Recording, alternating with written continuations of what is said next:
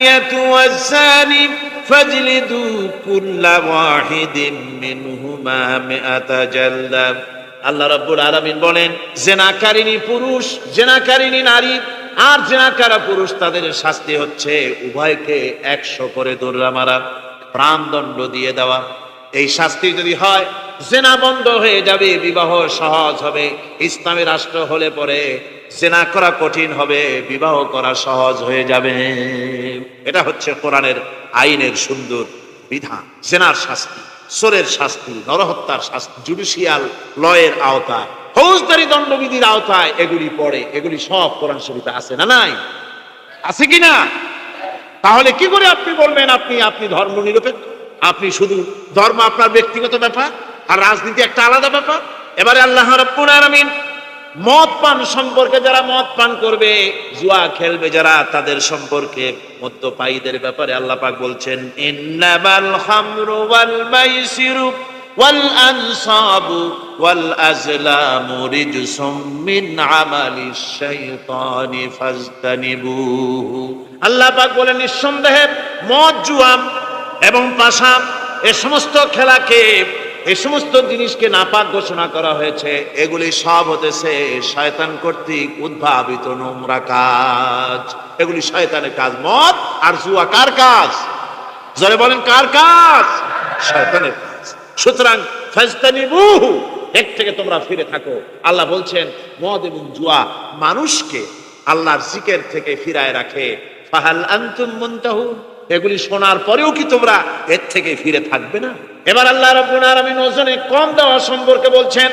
যারা ব্যবসায়ী, অনেক ব্যবসায়ী আছে, ব্যবসা করতে গিয়ে ধর্ম ব্যক্তিগত ব্যাপার, ব্যবসার মধ্যে ধর্ম নিতে চাই না। কয় যে ধর্ম দারুণ পবিত্র জিনিস, এত পবিত্র, শুধু মসজিদে থাকবে, শুধু মাদ্রাসায় থাকবে, আমার জীবনের বিস্তীর্ণ অঙ্গনে ধর্ম ঢুকতে পারবে না।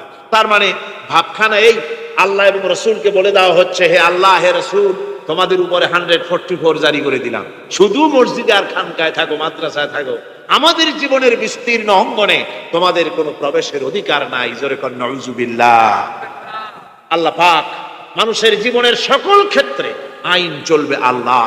ইনিল হুকমু ইল্লা লিল্লাহ, আইন চলবে কার?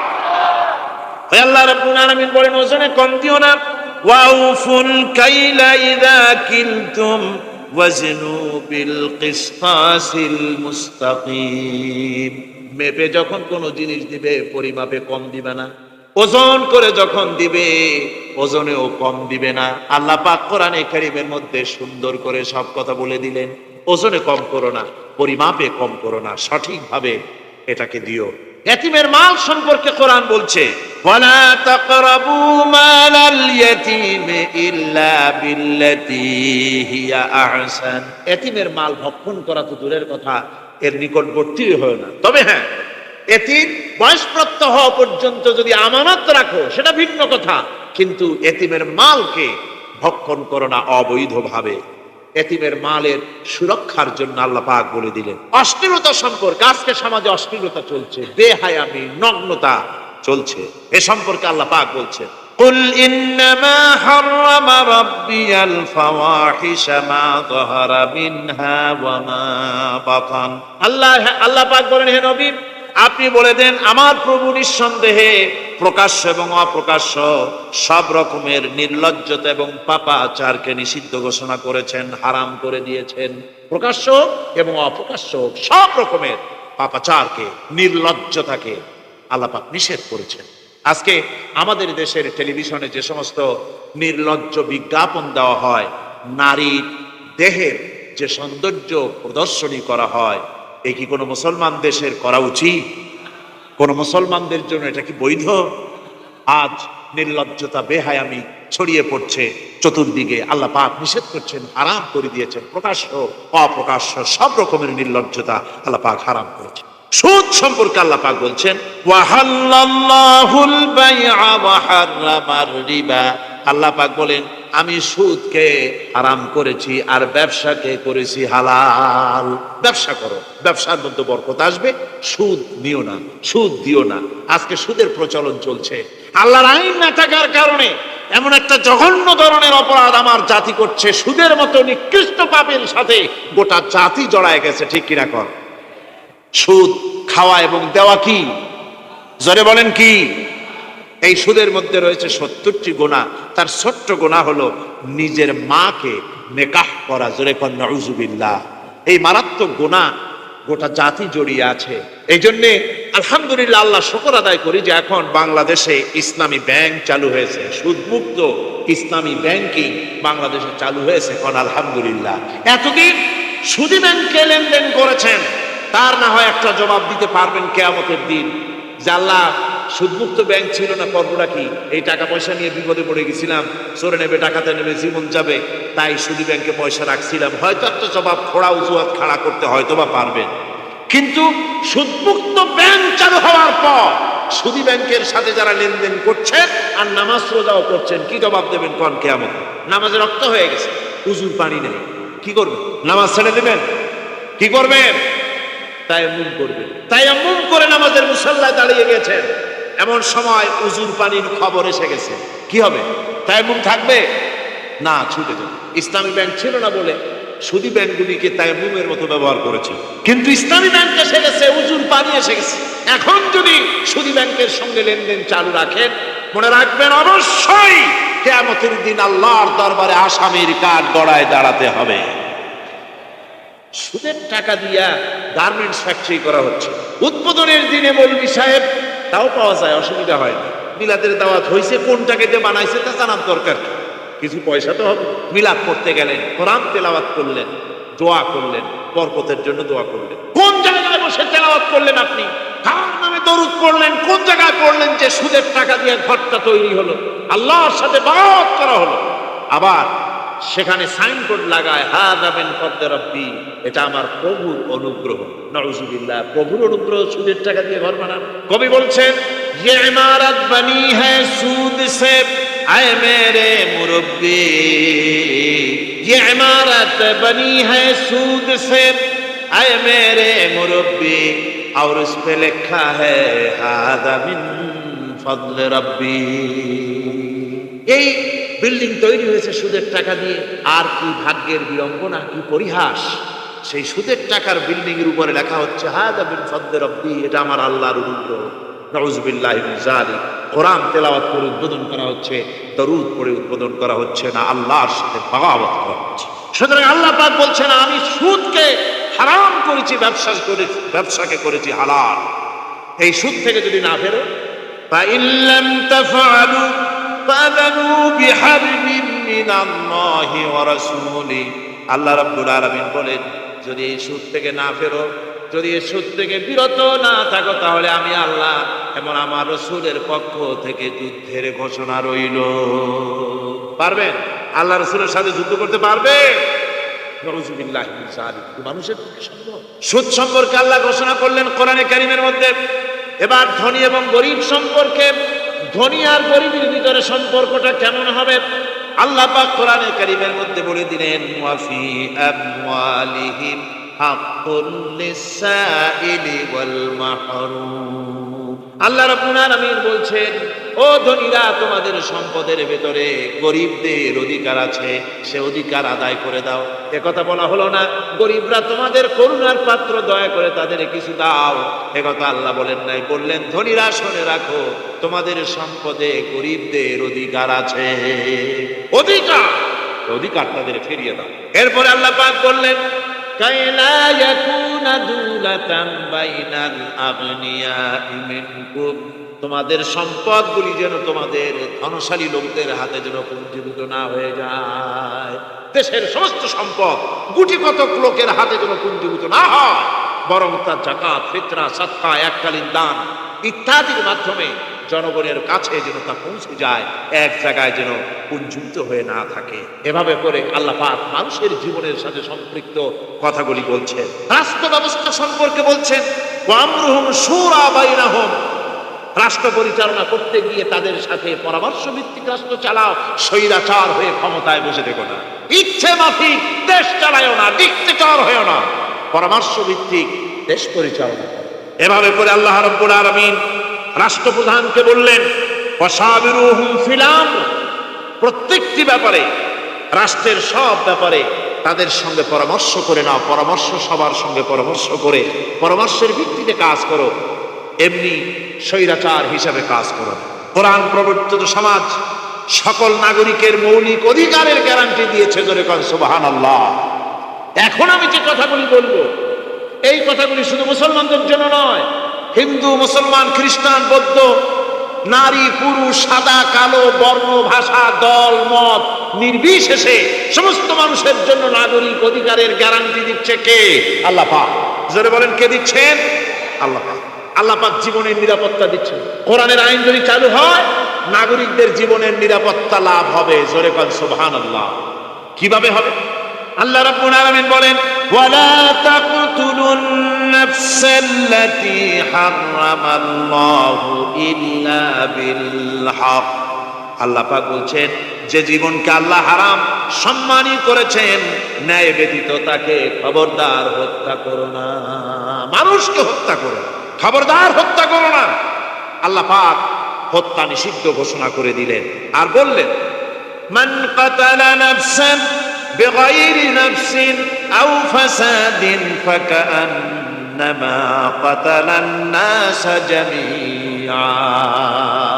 কেউ যদি কোন নরহত্যা এবং বিপর্যয় সৃষ্টি করে, কোন অপরাধ ছাড়া যদি কেউ কোন নির্দিষ্ট অভিযোগ, তাকে হত্যার শাস্তি দেওয়া যায় কোরআন অনুযায়ী, এরকম ছাড়া যদি অন্যায়ভাবে কেউ কাউকে হত্যা করে, তাহলে একটা লোক হত্যা করা নয়, একটা মানুষ হত্যা করার অর্থ হলো গোটা বিশ্বের সমস্ত মানুষকে হত্যা করা। কে বলছেন এ কথা? আল্লাহ পাক বলছেন।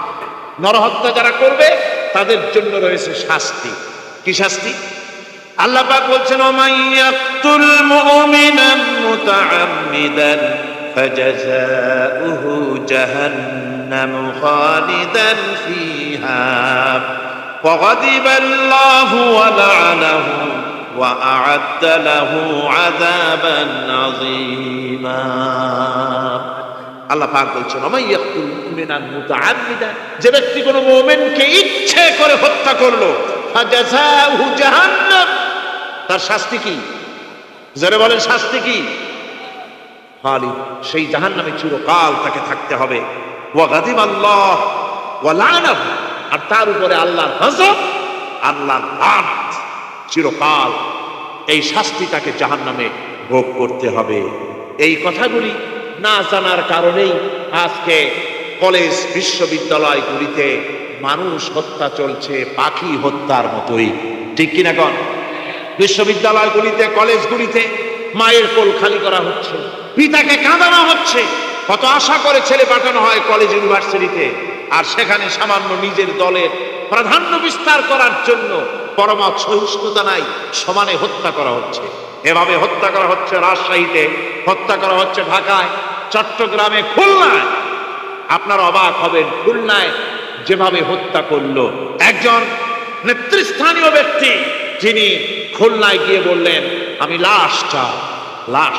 তার উপস্থিতিতে ইসলামী ছাত্র শিবিরের দৌলতপুর বিএল কলেজের জিএস আব্দুল হালিম মুন্সি মসজিদে নামাজ পড়তে গিয়েছে, সেই অবস্থায় তাকে মসজিদের ভিতরে গুলিবিদ্ধ করেছে। জান বাঁচাবার জন্য এই ছেলে পার্শ্ববর্তী পুকুরের মধ্যে ঝাঁপায় পড়েছে, সেখান থেকে তাকে টেনে তুলে তাকে কোপানো হচ্ছে। সে টানি টানি বলে চিল্লাচ্ছে। এই অবস্থায় মসজিদের সিঁড়ির উপরে কাট করে তাকে জমা করা হয়েছে। এরপরে খুলনা আলিয়া মাদ্রাসার ছাত্র, এতিম ছাত্র, দুপুর বেলায় খানা খেতে বসেছে। সেই খানা খাওয়া অবস্থায় তাকে গুলি করে ছোরা দিয়ে কুপিয়ে কুপিয়ে তাকে দুনিয়া থেকে বিদায় করা হয়েছে। এভাবে প্রতিটি শিক্ষাঙ্গনে এভাবে মানুষকে মারা হচ্ছে, ছাত্রদেরকে মারা হচ্ছে। যারা মারছে আমি তাদের উদ্দেশ্যে বলতে চাই, যারা তোমরা মানুষ হত্যা করতেছো, পাখির মতো শিকার করতেছো, মনে রেখো আল্লাহর বিচার দু রকমের হয়। একটা হয় দুনিয়ায়, আর একটা হয় আখিরাত। দুনিয়ায় তুমি যার সন্তানকে হত্যা করেছো, যার সন্তানকে হত্যা করে যার মা বাপকে কাঁদাইছো, দুনিয়ার শাস্তিটা এভাবে আল্লাহ তোমাকে দিবেন, তুমিও নিহত হবে। তুমি যাকে হত্যা করেছিলে তার মা বাপ যেমন কেঁদেছে, তোমার মা বাপও তেমন কাঁদবে। তুমি যদি কাউকে হত্যা করে তার স্ত্রীকে বিধবা করে থাকো, তোমাকেও আল্লাহ হত্যা করাবেন এবং তোমার স্ত্রীও বিধবা হবে। তুমি যদি কাউকে হত্যা করে তার সন্তানকে এতিম বানায় থাকো, অবশ্যই তুমিও নিহত হবে, নিহত হবে, আর তোমার সন্তানেরা এতিম হয়ে কাঁদবে, ভিক্ষাও মিলবে না, আল্লাহ মনে করে ছাড়বে। অন্যদেরকে তুমি যদি একটা গুলি করে কারো বুককে ঝাঁঝরা করে থাকো, অসংখ্য গুলি তোমার বুকটাকে ঝাঁঝরা করবে। আল্লাহর কসম, যেভাবে মানুষ মেরেছো এইভাবে এর থেকে নৃশংসভাবে তুমিও মরবে, কোনো সন্দেহ নেই। আল্লাহর এই বিচার হবে। সুতরাং আল্লাহর এই বিচারের কথা কোরআন থেকে যারা জানে তারা সন্ত্রাস করে না। এই জন্য কলেজ বিশ্ববিদ্যালয় সমূহে সন্ত্রাস হয়, মাদ্রাসাগুলিতে সন্ত্রাস হয় না বললেই চলে। কথা কি ঠিক বললাম না বাড়ায় বললাম? সন্ত্রাসের কারণে টাইটেল মাদ্রাসা বন্ধ হয়েছে কয়টা বাংলাদেশে? ফাজিল মাদ্রাসা কয়টা? দাখিল কয়টা? ইল্লা মাশাআল্লাহ দুই একটা হতে পারে কোথাও, কিন্তু তা হয় না। কারণ মাদ্রাসায় এই সব কথা পড়ানো হয় যা আমি বললাম। কোরআন থেকে যে কথাগুলি বললাম এগুলি কোথায় পড়ানো হয়? আজকে যদি কলেজ বিশ্ববিদ্যালয় সমূহে কোরআন পড়ানো হতো, তাফসীর পড়ানো হতো, তাহলে বিশ্ববিদ্যালয় থেকে রবীন্দ্রনাথ আর সূর্য সেনের পা চাটা গোলামেরা বের হতো না, শহীদ দিনবীর বেরিয়ে আসতো, টিপু সুলতান বেরিয়ে আসতো, সালাউদ্দিন আইয়ুবী বেরিয়ে আসতো। দুর্ভাগ্যজনক আজ কলেজ বিশ্ববিদ্যালয়গুলিতে আল্লাহর কোরআন পড়ানো হয় না বলে আমাদের পাঠানো সোনার টুকরা ছেলেগুলি কয়লার টুকরা হয়ে ফিরে আসতেছে। বন্ধুগণ, জীবনের নিরাপত্তা দিচ্ছেন আল্লাহ পাক। কোরআনের আইন চালু হলে মানুষকে হত্যা করা হবে না, কেউ কাউকে মারতে পারবে না, মারলে তাকেও নিহত হত্যা করা অবশ্যই হবে। সম্পদের নিরাপত্তা দিচ্ছেন আল্লাহ, গ্যারান্টি। হিন্দু হোক মুসলমান হোক সকলে সম্পদের গ্যারান্টি মিলবে, কেউ কারো সম্পদকে হরণ করবে না, গসব করবে না। কোরআন বলছে ওয়ালা তাকুলু আমওয়ালাকুম বাইনাকুম বিল বাতিল, পরস্পরের সম্পদকে অবৈধভাবে ভক্ষণ করো না। সম্মানের নিরাপত্তা হচ্ছে ইসলামী সমাজ চালু হয়ে গেলে আল্লাহ রাব্বুল আলামিন সম্মানের নিরাপত্তা দিবেন প্রত্যেক নাগরিকের। আল্লাহ পাক বলছেন ইয়া আইয়ুহাল্লাযীনা আমানু লা ইয়াসখার কওমুম মিন কওমিন, হে বিশ্বাসীরা তোমরা এক গোত্র আর এক গোত্রকে ঠাট্টা করো না। চাষিরা তাঁতিদেরকে গালি দিও না, তাঁতিরা চাষিদেরকে, জেলেদেরকে গালি দিও না। এক গোত্র আর এক গোত্রকে ঠাট্টা করো না, বিদ্রুপ করো না। ওয়ালা তালমিজু আনফুসাকুম ওয়ালা তানাবাজু বিল আলকাব, একে অপরের দোষ গিয়ে বেরিও না, একে অপরকে খারাপ নামে ডেকো না, একে অপরের কুৎসা রটনা করো না। আল্লাহ নিষেধ করেছেন। ইসলামী সমাজ হলে পরে মানুষ সব দিক থেকেই নিরাপত্তা পাবে, গ্যারান্টি পাবে, ব্যক্তি স্বাতন্ত্র্যের প্রাইভেসির নিরাপত্তা পাবে। কারো ঘরের মধ্যে কেউ হঠাৎ করে ঢুকবে না, অর্ডার নিয়ে ঢুকতে হবে, পারমিশন নিয়ে ঢুকতে হবে। আল্লাহ পাক বলেছেন লা তাদখুলু বুয়ুতান গায়রা বুয়ুতিকুম হাত্তা তাস্তানিসু ওয়া তুসাল্লিমু আলা আহলিহা, অন্যের ঘরের মধ্যে পারমিশন ব্যতি রেখে প্রবেশ করো না। আগে সালাম দাও, পারমিশন নাও, তারপরে ঢোকো। যদি জবাব না আসে চলে যাও, বেরিয়ে যাও, এটা তোমার জন্য কল্যাণকর হবে। তারপরে ইচ্ছে মতো ধর্ম পালনের নিরাপত্তা পাওয়া যাবে ইসলামী সমাজে। কাউকে বাধ্য করা হবে না ইসলাম কবুল করার জন্য বা অন্য ধর্ম কবুল করার জন্য, কাউকে বাধ্য করা হবে না। কোরআনে কারীম বলছে লা ইকরাহা ফিদ্দিন, ধর্মের ব্যাপারে কোনো বাড়াবাড়ি করা যাবে না, কারো উপরে কোনো ধর্মমত চাপিয়ে দেওয়া যাবে না। যার ইচ্ছে তার ইচ্ছে মতো স্বাধীনভাবে তার ধর্মকর্ম পালন সে করতে পারবে। সুতরাং কোরআনের বৈশিষ্ট্য সকল দিক থেকে এক অপূর্ব একটি কিতাবে পরিণত করেছে, যা মানুষকে চিরকাল বিস্ময় হতবাক করে দিয়েছে। কোরআনের আরেকটি বৈশিষ্ট্য হচ্ছে এই কোরআন এক সময় নাজিল হয় নাই। 30 পারা কোরআন শরীফ একসাথে নাজিল হয়েছে না, কোরআন নাজিল হয়েছে আস্তে আস্তে, ধীরে ধীরে। কত বছর লাগলো? 23 বছরেরও কিছু বেশি সময় ধরে কোরআন ধীরে ধীরে রাসূল করিম সাল্লাল্লাহু আলাইহি সাল্লামের কাছে অবতীর্ণ হয়েছে। এমনটি আর কোনো কিতাব হয়নি যা আর কোন ধর্মগ্রন্থ যারা অন্যরা দাবি করে এরকম হয়। কোরআনে কারীমের আরেকটি বৈশিষ্ট্য হচ্ছে, যখন কাগজ ছিল না, ছাপাখানা ছিল না, এমনকি টেপ রেকর্ডার ছিল না, তখনকার নাজিলকৃত কিতাব যেভাবে নাজিল হয়েছিল সেইভাবে আজ পর্যন্ত অবিকল টিকে আছে, টিকে থাকবে ইলা ইয়াউমিল কিয়ামা। কিয়ামত পর্যন্ত কোরআনে কারীমের এই অকৃত্রিম অবিকৃত অবস্থায় কোরআনে কারীমের এই শান, এই বরকত টিকে থাকবে। এই জন্য কোরআন শরীফ হচ্ছে এই পৃথিবীর মহাবিশ্বের মহাবিশ্ব। কোরআন হচ্ছে পৃথিবীর মহাবিশ্বের মহাবিশ্ব। এর মর্যাদা সম্পর্কে রাসূল করিম সাল্লাল্লাহু আলাইহি ওয়াসাল্লাম বলেছেন, ওয়ান উসমান রাদিয়াল্লাহু তাআলা আনহু আন্নাহু ক্বাল ক্বালা রাসূলুল্লাহ সাল্লাল্লাহু আলাইহি ওয়াসাল্লাম খায়রুকুম মান তাআল্লামাল কুরআনা ওয়া আল্লামাহু, রাওয়াহুল বুখারী। আল্লাহর নবী বলেন, তোমাদের মধ্যে সর্বোত্তম ব্যক্তি সেই, তোমাদের ভিতরে ভালো ব্যক্তি, উত্তম ব্যক্তি সেই যে ব্যক্তি নিজে কোরআন শেখে আর অন্যকে শেখায়। কোরআন যে শেখে আর অন্যকে যে শেখায়, সেই ব্যক্তি হলো তোমাদের মধ্যে সর্বোত্তম ব্যক্তি, ভালো ব্যক্তি। সুবহানাল্লাহ পড়েন। কোরআনে কারীমের এই মর্যাদা সম্পর্কে রাসূল করিম সাল্লাল্লাহু আলাইহি সাল্লাম বলেছেন, দুই ব্যক্তিকে, দুই শ্রেণীর লোককে ঈর্ষা করা যায়। অমুকে বিরাট বাড়ি করেছে, সে বাড়ি থেকে হিংসা হয়, আমি ওরকম বাড়ি করব, অমুকের মতো নেতা হব, অমুকের মতো বড় লোক হতে হবে, পরশ্রী কাতরতা অথবা ঈর্ষা করা, এরকমের ঈর্ষা করা জায়েজ নাই। রাসূলুল্লাহ বলেছেন দুই ব্যক্তির সঙ্গে ঈর্ষা করা যায়।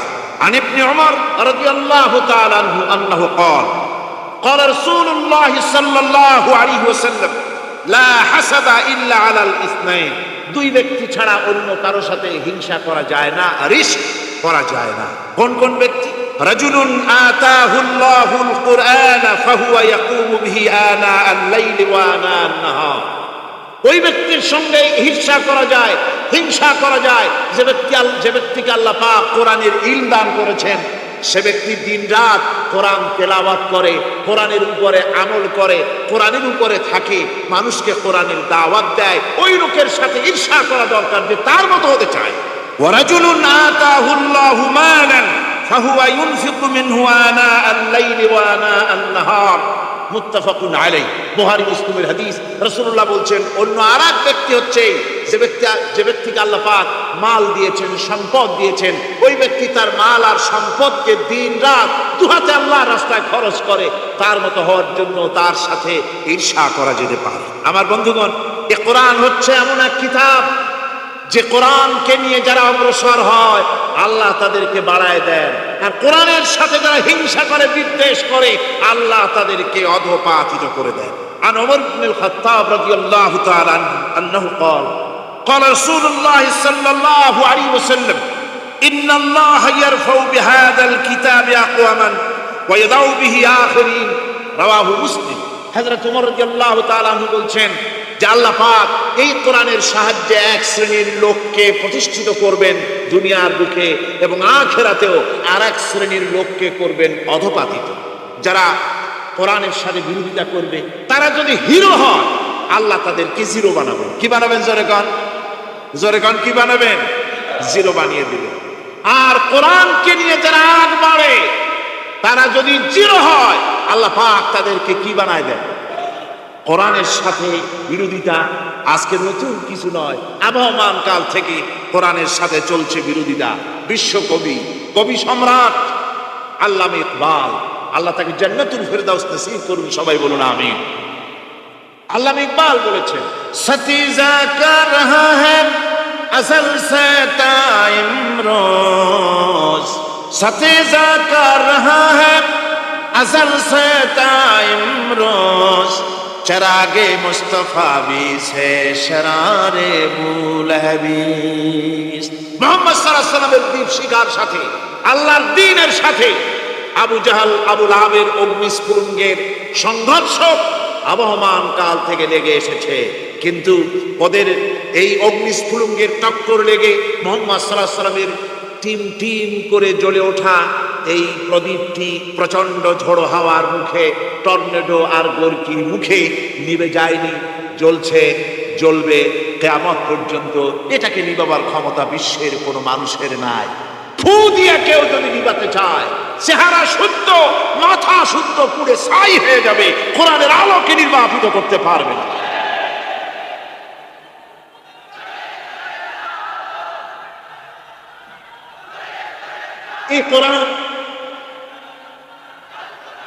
এই কোরআন যার সিনার ভিতরে থাকে, যার সিনার মধ্যে থাকে সে হয় সমৃদ্ধ, আর যার সিনার মধ্যে থাকে না সে হয় সবচাইতে ফকির আর এতিম।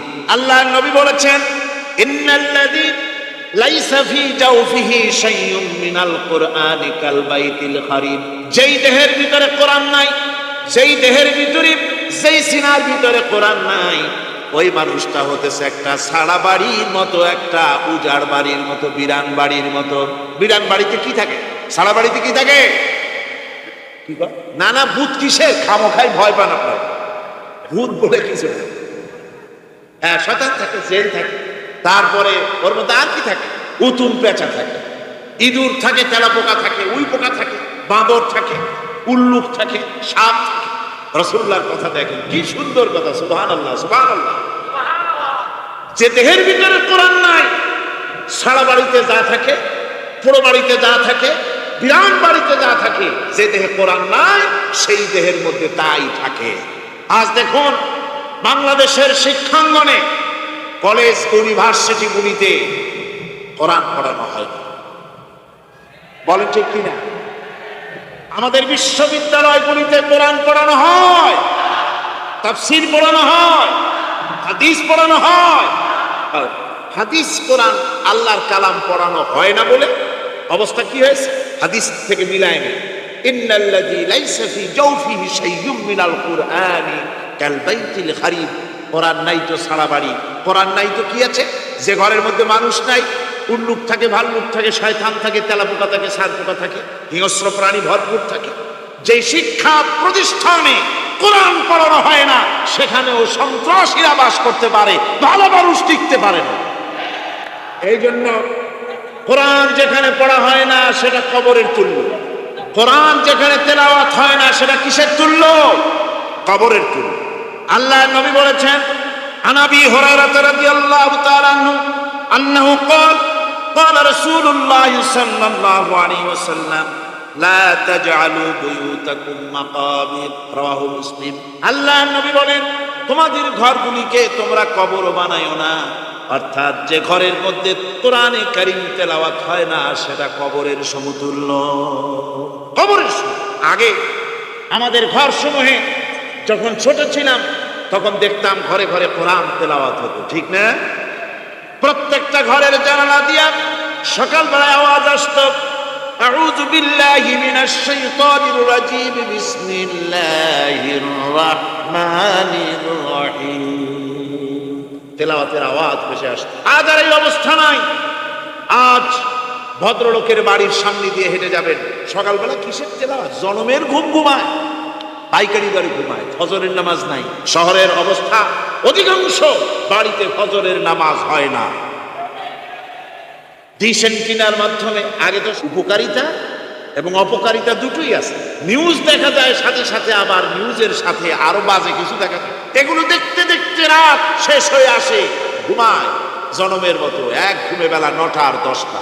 কিসের ফজরের নামাজ আর কি এর কোরআন শরীফ তেলাওয়াত করে? এরপরে উঠলো 9টা 10টার সময়, উঠে তারপরে গানের মাস্টার এসে গেছে। তখন ইতিমধ্যেই গানের মাস্টার এসে গেছে। কি দুর্ভাগ্যজনক সত্য কথা। ইংরেজি যে টিচার পড়ান, অঙ্ক যে টিচার করান, সপ্তাহে 3 ঘন্টা পড়াবেন, বেতন 2500 টাকা।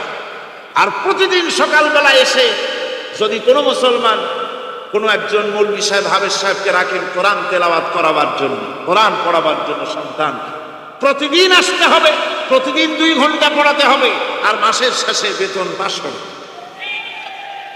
কোরআনে কারীমের সাথে এই আচরণ। ও, আমি বেশি বলে ফেলেছি। যাদের অভিজ্ঞতা আছে তারা বলছেন 200 টাকা। এরপরে অঙ্ক ইংরেজি তো কাজে লাগে, ভালো কথা। তারপরে গানের মাস্টার আসছেন, তিনি শেখাবেন কি? রবীন্দ্রসঙ্গীতের প্যানপ্যানানি, যা শুনলে পরে কানে ময়লা জমে যেতে পারে। যে গান শুনলে জীবিত মানুষ মৃত্যু হয়ে যায়। নজরুলের কথা শেখানো হবে না, তাহলে সেটা হবে সাম্প্রদায়িকতা। গানের মাস্টারকে, নাচের মাস্টারকে 5,000 টাকা 10,000 টাকা পর্যন্ত বেতন দেওয়া হয়।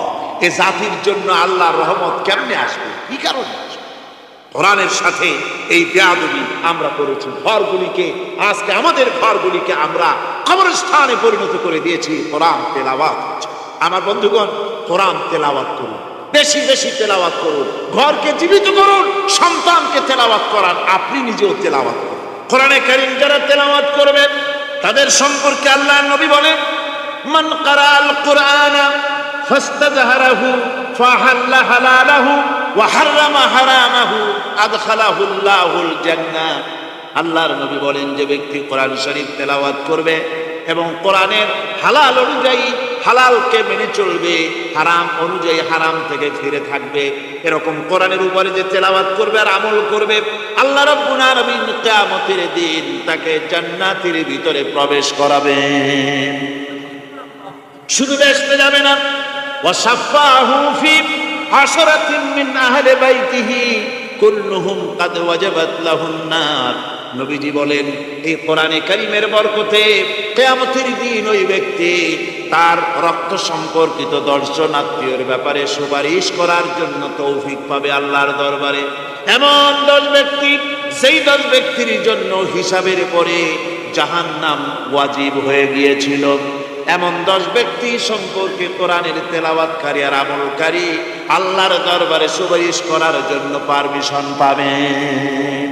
এমন নিয়ামত, সেই নিয়ামত থেকে আমরা বঞ্চিত হয়ে যাচ্ছি। আমি বলি না যে আপনারা কলেজ ইউনিভার্সিটিতে ছেলেদের পড়তে দিবেন না, আমি তা বলি না। তারা কলেজ ইউনিভার্সিটিতে বিলক্ষণ পড়াশোনা করুক, কিন্তু তাদেরকে কোরআন শরীফ শিখান। লক্ষ লক্ষ টাকা খরচ করলেন ছেলের পেছনে, কিন্তু কোরআন শিখালেন না। আপনি মরে গেলে আপনার জানাজাটা পড়বে, এ তৌফিকও সে পেল।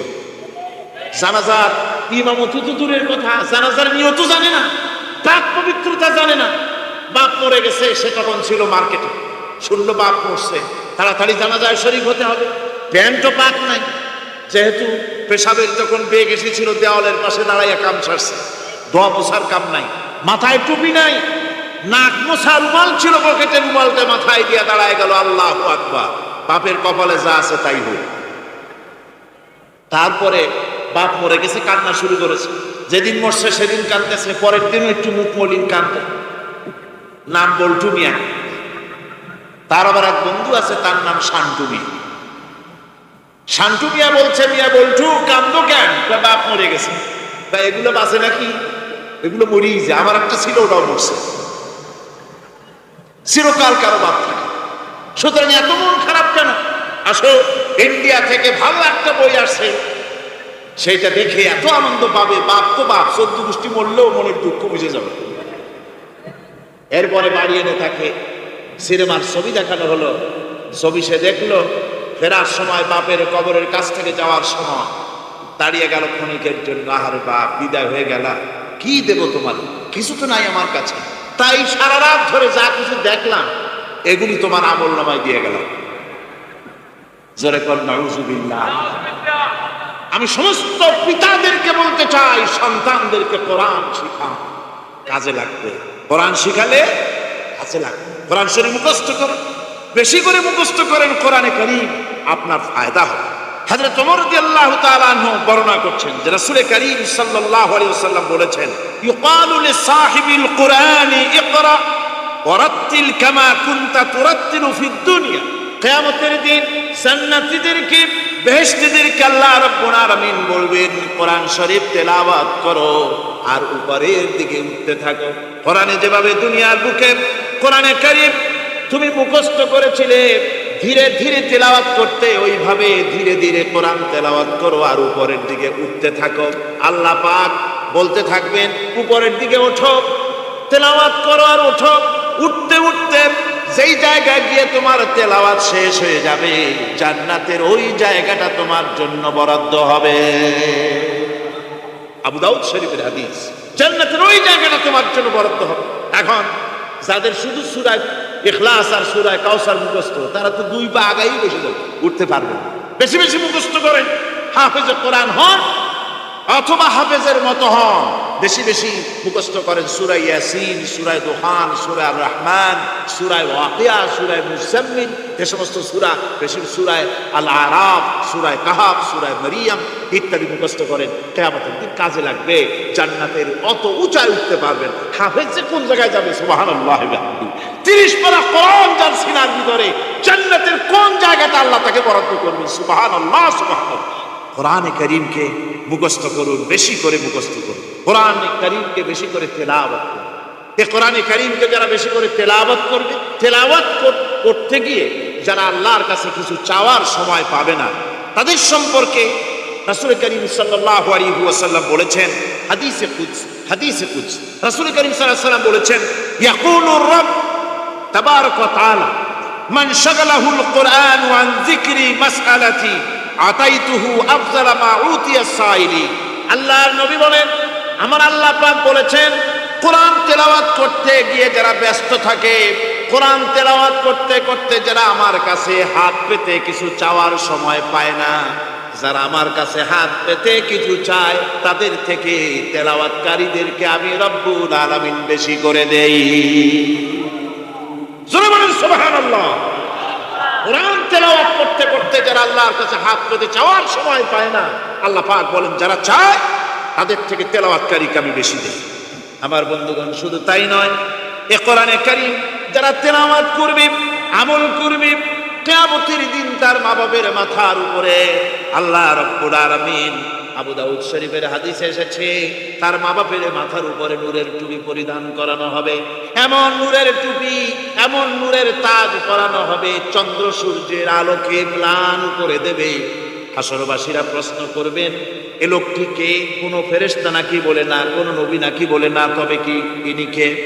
জবাব হবে, ইনি হচ্ছেন সেই ব্যক্তি যিনি তার সন্তানদেরকে কোরআন শিখিয়েছিলেন। কোরআন শিখানোর কারণে আল্লাহ রাব্বুল আলামিন আজ তার মা বাপের মাথার উপরে নূরের টুপি পরিধান করে হাসরের ভিতরে মর্যাদা দিলেন। কিয়ামতের দিন দুনিয়া মর্যাদা পাওয়া যাবে, আখিরাতেও মর্যাদা পাওয়া যাবে যদি কোরআনে কারীমকে তেলাওয়াত করা যায়, আমল করা যায়, বোঝা যায়, তাহলে এই সমস্ত নিয়ামত আল্লাহ পাক দান করবেন। সুতরাং এই এত বড় নিয়ামত থেকে আমরা যেন কেউ বঞ্চিত হয়ে না যায়। কোরআন হচ্ছে এমন এক কিতাব যার তাফসীর লেখা হয় নাই। পৃথিবীতে এমন কোনো ভাষা নাই, পৃথিবীর উল্লেখযোগ্য সবগুলি ভাষায় কোরআনে কারীমের তাফসীর লেখা হয়েছে, কিন্তু কোন মুফাসসির আজ পর্যন্ত একথা বলেন নাই যে আমি যে তাফসীর লিখছি এর চাইতে ভালো তাফসীর আর কেউ লিখতে পারেও না আর পারবেও না, এটা শেষ, আর তাফসীর লেখা লাগবে না। একথা কেউ বলতে পেরেছে? যারা বলেন পেরেছে? পারে নাই। তার কারণ কি? আল্লাহ রাব্বুল আলামিন বলেন, কুল লাউ কানাল বাহরু মিদাদান লিকালিমাতি রাব্বি লানাফিদাল বাহরু ক্বাবলা আন তানফাদা কালিমাতু রাব্বি ওয়ালাউ জিনা বিমিসলিহি মাদাদা।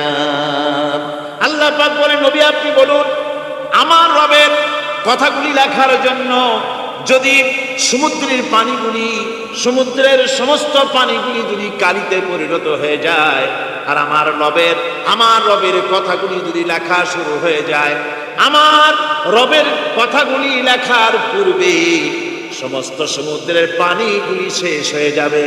তারপরে যদি আবার সমুদ্র ভরে দেওয়া হয়, আরো যদি লেখা হয়, তবুও আমার রবের কথা লেখা শেষ হবে না।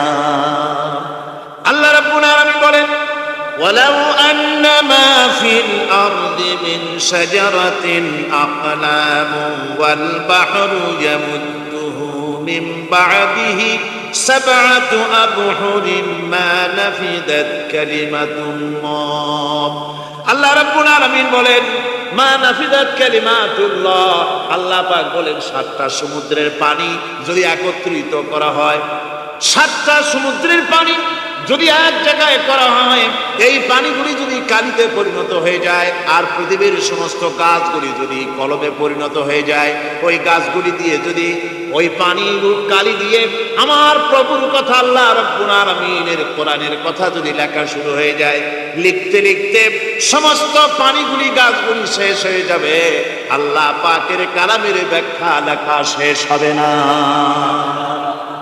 মা নাফিদাত কালিমাতুল্লাহ, আল্লাহর কথা লেখা শেষ হবে না। এত বড় বিরাট আযীম কিতাব আল্লাহ পাক আমাদেরকে দান করেছেন, সুবহানাল্লাহ। এই কিতাবের এত বড় গুরুভার আল্লাহ রাব্বুল আলামিন বলেছেন, লাউ আনজালনা হাযাল কুরআন আলা জাবালিন লারাআইতাহু খাশিআন মুতাসাদ্দিআন মিন খাশিয়াতিল্লাহ। আমি যদি এই কোরআনকে পর্বতের উপরে নাযিল করতাম, তাহলে তুমি দেখতে পেতে আমার ভয় ভীত সন্ত্রস্ত হয়ে পাহাড়গুলো চূর্ণ বিচূর্ণ হয়ে যেত। এত বড় আযীম কিতাব আমি তোমাদেরকে দান করেছি, যার গুরুভার বহন করতে কেউ রাজি হয়নি, পাহাড় পর্বত কেউ রাজি হয়নি, মানুষ রাজি হয়েছে। এই মানুষের উপরে আমি এটা অবতীর্ণ করেছি, গোটা বিশ্ববাসীর সামনে এই কিতাব আমি দিয়েছি তোমাদেরকে, এর দ্বারা হিদায়াত তোমরা গ্রহণ করবে। কিয়ামতের দিন আল্লাহর এই বিরাট নিয়ামত আমাদেরকে দান করলো, আমরা এই নিয়ামতের নাশকর করেছি।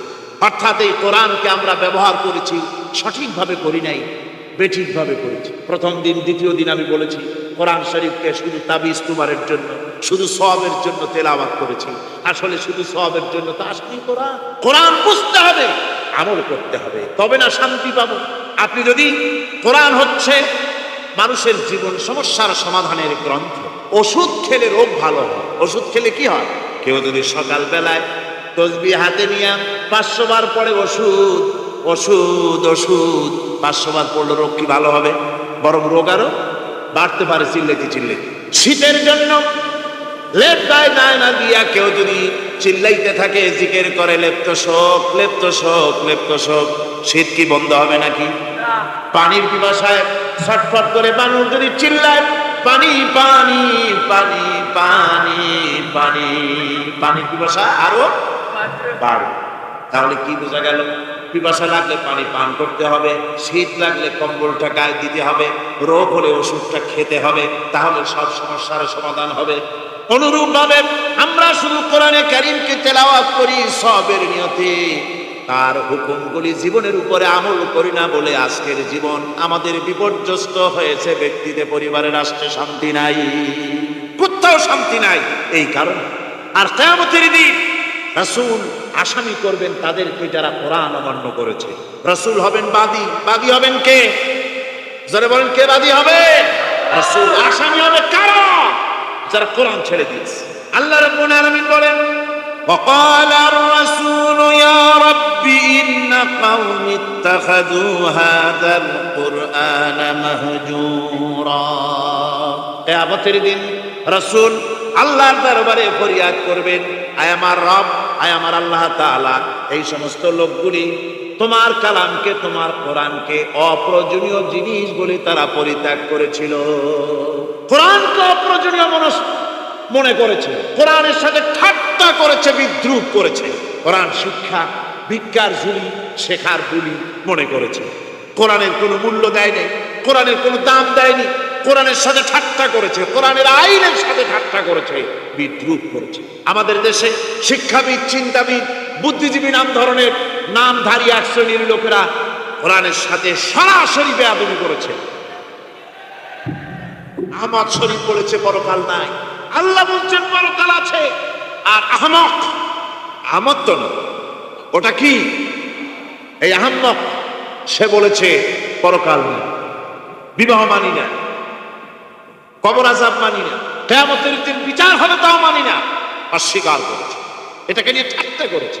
আহমদ শরীফ লিখেছেন নিজে যে আল্লাহ বলতে কেউ নাই, মানুষ তাকে চিন্তা করে সৃষ্টি করেছে, স্রষ্টা বলতে কেউ নাই।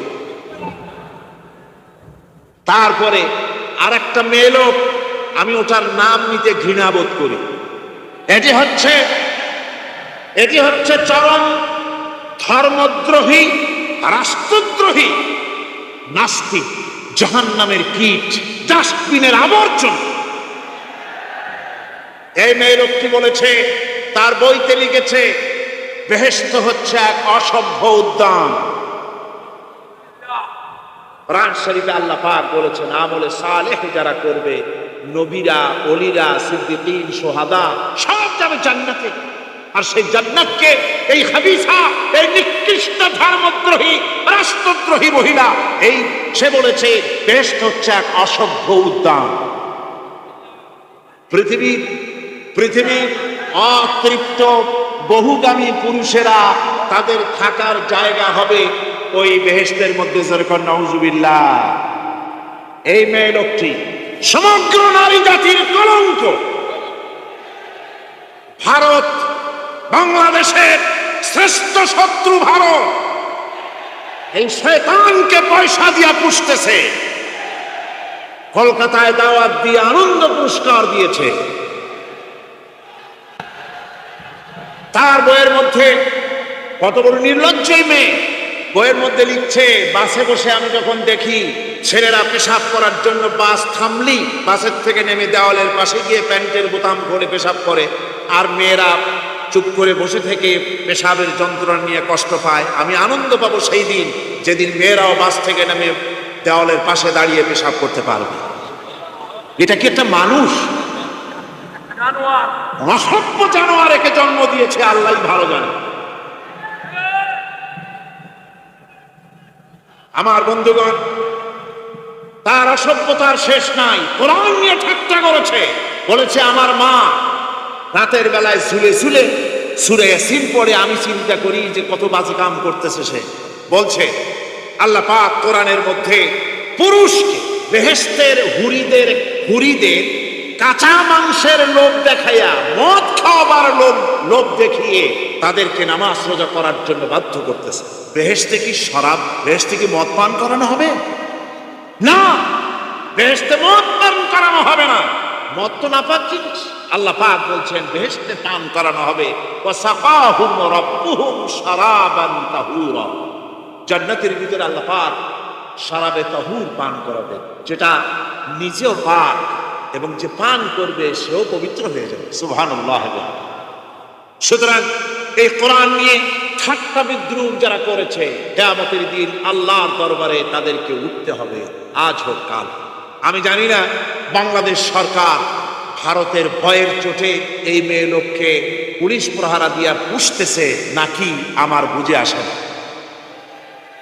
বাংলাদেশ সরকারের পররাষ্ট্র মন্ত্রণালয় রীতিমতো আসামির কাঠগড়ায় দাঁড়িয়ে বিবৃতি দিয়েছেন এবং তাকে পুলিশ প্রহরার ভিতরে রেখেছে। বাংলাদেশের দণ্ডবিধি অনুযায়ী ওর তো ফাঁসি হয়ে যাওয়া উচিত। কোরআনের বিরুদ্ধে কথা বলেছে, আল্লাহর কোরআন নিয়ে ঠাট্টা করেছে। আমার বন্ধুগণ,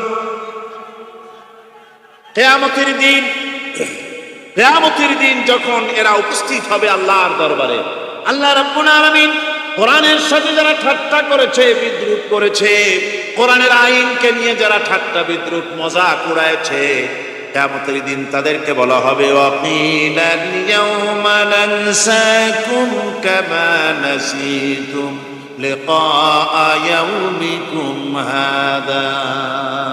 কিয়ামতের দিন আল্লাহ রাব্বুল আলামিন কোরআনের ঠাট্টাকারী, কোরআনের বিদ্রুপকারী, কোরআনের আইনের অমান্যকারীদেরকে বলবেন আমি আজকে তোমাদের ভুলে গেলাম, যেমন করে তোমরা এই দিনে আমার সঙ্গে সাক্ষাৎকারের কথা ভুলে গিয়েছিলে।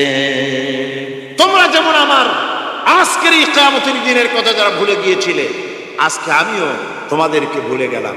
এরপরে কি হবে? ওয়া মাওয়াকুমুন নার ওয়া মা লাকুম মিন নাসিরিন। আল্লাহ পাক বলেন এরপরে এদের জায়গা হবে জাহান্নাম, আর এদের সাহায্যকারীও কেউ থাকবে না, জাহান্নামে চিরকাল থাকতে হবে। এটা এই জন্য যে তারা আল্লাহর কোরআনের সঙ্গে ঠাট্টা করেছে, বিদ্রুপ করেছে, কোরআনের আইন মানে নাই, কোরআনের আইনকে অমান্য করে চলেছে। এই জন্য কিয়ামতের দিন আল্লাহ রাব্বুল আলামিন তাদেরকে শাস্তি প্রদান করবেন। কোরআন পৃথিবীর বুকে আল্লাহ নাজিল করেছেন, শুধু তেলাওয়াত করবেন ঝুলে ঝুলে, এই জন্য নয়। কি জন্য নাজিল হলো? এবার উদ্দেশ্য শুনুন। আল্লাহ পাক বলেন আর রহমান আল্লামাল কোরআন। আল্লাহ রাব্বুল আলামিন তিনি হলেন এমন দয়াবান, এমন রহমান, যিনি কোরআন শিখালেন। কি কারণে শিখালেন? কোরআন নাজিলের উদ্দেশ্য কি? আল্লাহ পাক বলেন ইন্না আনজালনা ইলাইকাল কিতাবা বিল হাক্কি লিতাহকুমা বাইনান নাসি বিমা আরাকাল্লাহ। আল্লাহ পাক বলেন, এই কিতাব আমি আপনার প্রতি অবতীর্ণ করেছি এই জন্যে যাতে করে আপনি আল্লাহর প্রদর্শিত এই বিধান অনুযায়ী মানুষের উপরে বিচার ফয়সালা করতে পারেন। মানুষের উপরে আইন চলবে আল্লাহ। কার আইন? জোরে বলেন, কার আইন? আলা লাহুল খালক ওয়াল আমর, সৃষ্টি যার, আইন চলবে কার? আল্লাহ পাক বলেন, এই জন্য নাজিল করলাম, কোরআন নাজিল করেছি যাতে করে কোরআনের আইন দিয়ে বিচার ফয়সালা করতে পারেন, সেই জন্যই কোরআন নাজিল করলাম। আসলে আল্লাহ নবীর এই পৃথিবীতে আগমনের উদ্দেশ্য ওটাই ছিল। হুয়াল্লাযী আরসালা রাসূলাহু বিল হুদা ওয়া দীনিল হক লিইয়ুযহিরাহু আলাদ দীনি কুল্লিহি ওয়া কাফা বিল্লাহি শাহীদা। আল্লাহ রাব্বুল আলামিন বলেন, আমি আমার রাসূলকে দ্বীনে হক, সত্যের বিধান সহকারে দুনিয়ায় প্রেরণ করেছি। লিইয়ুযহিরাহু আলাদ দীনি কুল্লিহি, আয় লিইয়ুগলিবাহু আলা সাইরিল আদিয়ান, সমস্ত আদিয়ানে বাতিলের উপরে আমার দ্বীনকে বিজয়ী করে দেওয়ার জন্য আমি রাসূলের কাছে কিতাব সহকারে তাকে অবতীর্ণ করেছি। এ দায়িত্ব শুধু মুহাম্মদ সাল্লাল্লাহু আলাইহি ওয়াসাল্লামের ছিল না, দুনিয়ার উপরে আল্লাহর দ্বীন কায়েম করা, আল্লাহর বিধান অনুযায়ী মানুষের বিচার ফয়সালার দায়িত্ব শুধু মুহাম্মদ সাল্লাল্লাহু আলাইহি ওয়াসাল্লামের ছিল না, সমস্ত নবীদের ছিল। কাদের ছিল? সব নবীদের ছিল। ফাবাআসাল্লাহু আন-নাবিয়্যিনা মুবাশশিরিনা মুনযিরিন ওয়া আনজালা মা'আহুমুল কিতাবা বিল হাক্কি লিয়াহকুমা বাইনান নাস। আল্লাহ পাক বলেন, সমস্ত নবীদের কাছে আমি কিতাব অবতীর্ণ করেছি এই জন্যে যে তারা সহজ এবং সোজা পথে যারা চলতে চায় তাদেরকে তিনি সুসংবাদ দিবেন, আর বাঁকা পথে যারা চলবে তাদেরকে তিনি জাহান্নামের ভীতি প্রদর্শন করবেন। আর আমি তার উপরে যে কিতাব অবতীর্ণ করেছি এই কিতাব দিয়ে জনগণের উপরে বিচার ফয়সালা করবে, আইন চলবে আল্লাহর কিতাব দিয়ে। আইন চলবে কি দিয়ে? আল্লাহর কিতাব দিয়ে। আল্লাহর কিতাব অনুযায়ী জনগণকে পরিচালিত করবেন। এই জন্য আমি এই কোরআনকে নাজিল করেছি, অতীতেও এই কিতাবগুলি নাজিল করেছি। কুল ইয়া আইয়ুহান নাসু ক্বাদ জাআকুমুল হাক্কু মির রাব্বিকুম। আল্লাহ পাক বলেন, নবী আপনি বলে দেন, আপনি বলুন, হে মানব সকল, আল্লাহর পক্ষ থেকে তোমাদের জন্য মহাসত্য এসেছে। এই মহাসত্য যদি অনুসরণ করো তোমাদের জন্য কল্যাণকর হবে। ওমান দাল্লা ফাইন্নামা ইয়াদুল্লু আলাইহা, আর যদি কোরআনকে অমান্য করো, আল্লাহর কিতাবকে অমান্য করো, তাহলে তোমাদের জন্য অকল্যাণ হবে। আজ আপনারা বলেন, আল্লাহর কিতাবের আইন কি আমাদের দেশে চলে? কোরআনের আইন কি চলে? চলে না। কোরআনের আইন চলে না। আমরা কি খুব শান্তিতে আছি? খুব আরামে আছি? শ্রমিকরা তাদের শ্রমের মূল্য পায়, কৃষক তার উৎপাদিত পণ্যের সঠিক দাম পায়, নারী তার সতীত্বের মর্যাদা পায়। জনগণ কি আরামে ঘুমাতে পারে? না, জনগণ রীতিমতো দুবেলা পেট পুরে সমস্ত জনগণ খেতে পারে। এর একমাত্র কারণ হচ্ছে কোরআনের আইনকে অমান্য করা হয়েছে। ভালো করে কান পেতে শুনুন, আল্লাহ রাব্বুল আলামিন কোরআনে কারীমের মধ্যে পরিষ্কার করে বলেছেন, ওয়া মান লাম ইয়াহকুম বিমা আনজালাল্লাহু ফাউলাইকা হুমুল কাফিরুন। যারা নাকি আমার দেওয়া বিধান অনুযায়ী, কোরআন অনুযায়ী যারা বিচার ফয়সালা করে না, ফাউলাইকা হুমুল কাফিরুন, ফাউলাইকা হুমুজ জালিমুন, ফাউলাইকা হুমুল ফাসিকুন। যারা আমার দেওয়া বিধান অনুযায়ী বিচার ফয়সালা করে না তারা কাফির, তারা জালিম, তারা ফাসিক। সুতরাং এর ভিতরে এই জুলমের মধ্যে জালিমদের অন্তর্গত, ফাসিকদের অন্তর্গত হয়ে বাংলাদেশের বহু মুসলমান, পৃথিবীর বহু এলাকার মুসলমান এর মধ্যে লিপ্ত হয়ে আছে। কোরআনের আইন চালু না করলে পরে, কোরআনের আইন না মানলে পরে জালিম হতে হবে, কাফির হতে হবে, ফাসিক হতে হবে। অর্থাৎ যতখানি না মানবেন ততখানি এই বিশেষণে বিভূষিত হতে হবে। এক শ্রেণীর লোক আছে যারা বলে বেড়ান ধর্ম আর রাজনীতি আলাদা। বলেন কিনা? কর জোরে বলেন, বলে কিনা? ধর্ম আর রাজনীতি আলাদা। তারা বলে আমরা ধর্ম নিরপেক্ষ থাকতে চাই। তারা কি থাকতে চায়? ধর্ম নিরপেক্ষ থাকতে চায়। কোরআনে কারিমে এই ধর্ম নিরপেক্ষবাদীদের ব্যাপারে কোরআন কি বলছে শুনুন। আল্লাহ রাব্বুল আলামিন বলেন, আলাম তারা ইলাল্লাযীনা ইয়াজউমুনা আন্নাহুম আমানু বিমা উনজিলা ইলাইকা ওয়া মা উনজিলা মিন ক্বাবলিক। আল্লাহ পাক বলেন, হে নবী, তুমি কি সেই সব লোকদেরকে দেখেছো যারা দাবি তো করে যে আমরা আল্লাহর উপর ঈমান এনেছি আর এই কিতাবের উপর ঈমান এনেছি, এর পূর্বে যত কিতাব নাজিল হয়েছে সেসব কিতাবের উপরেও ঈমান এনেছি। ধর্ম নিরপেক্ষবাদীরা তারা তো বলে না যে আল্লাহ মানি না, কোরআন মানি না, একথা বলে না, ওটা বলে না। কি বলে? সেই বলা কথাটাই আল্লাহ এখানে অনেক আগে বলে রেখেছেন।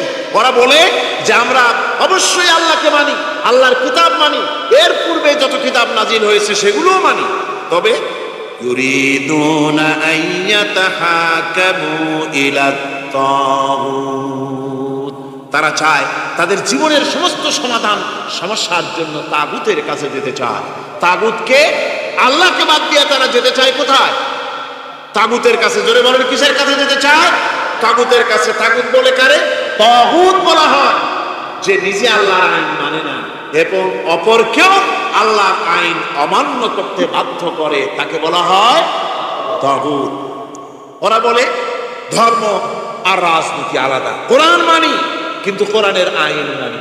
ওরা কোরআন মানে ঠিকই, বলে যে কোরআন মানি, কিন্তু কোরআনের আইন মানে। তাহলে এ মানি বলার অর্থটা কি? এর মূল্যটা কোথায়?